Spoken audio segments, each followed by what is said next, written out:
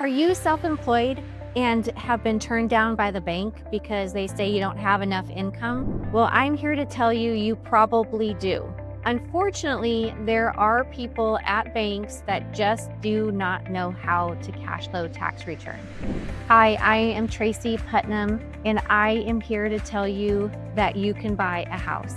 I've been doing this for the last 30 years, and I have seen many people that are self-employed that cash flow just fine with their tax returns and can buy a home of their own. So I just had recently a borrower who had retired out of a government job and started a care home facility. Been at it for a few years. There's been only 2 tax returns filed. However, part of the first year was only half a year. So there wasn't a lot of income to show. So what he wanted to do is expand his business. He has a care home. He's operating about 3 or 4 care homes and wanted to buy one of them as a portfolio to his company. So what we did is I always go to the tax returns first. Can I get enough income to qualify for that? And unfortunately, in this case, because he was newer to his business, I wasn't able to cash flow the tax returns.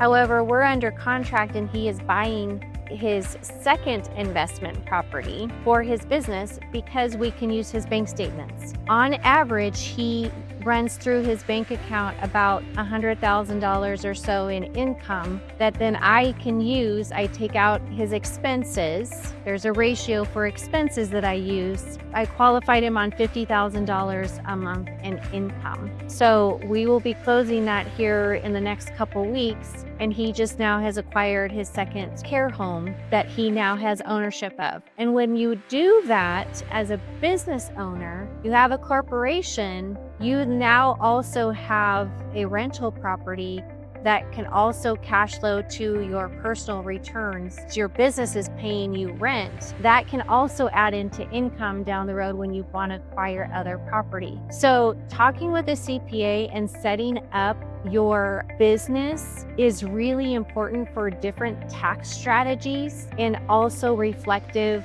for income as another revenue source for income that can be used if you want to buy other property. There's also been, I've had people come to me and say, I've talked to 5 different people. They say I can't qualify, and I've been able to qualify them because there's income that's not being considered. There are things that you can add back in, like depreciation, mileage. Do you have a corporation?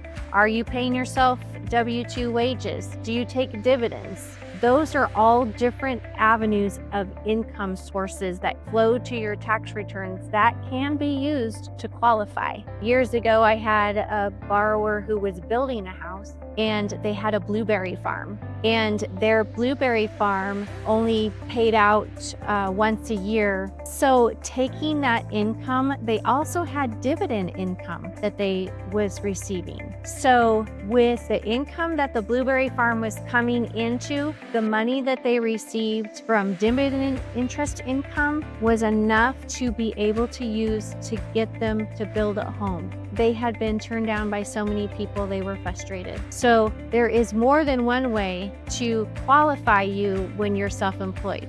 If it doesn't get qualified through tax returns, there's 1099 income, there's bank statement income. All of those, there is depletion income. All of that can add into you buying a home. So just because you're self-employed and writing everything off, you can still buy a house. There are many ways, different ways of looking at income.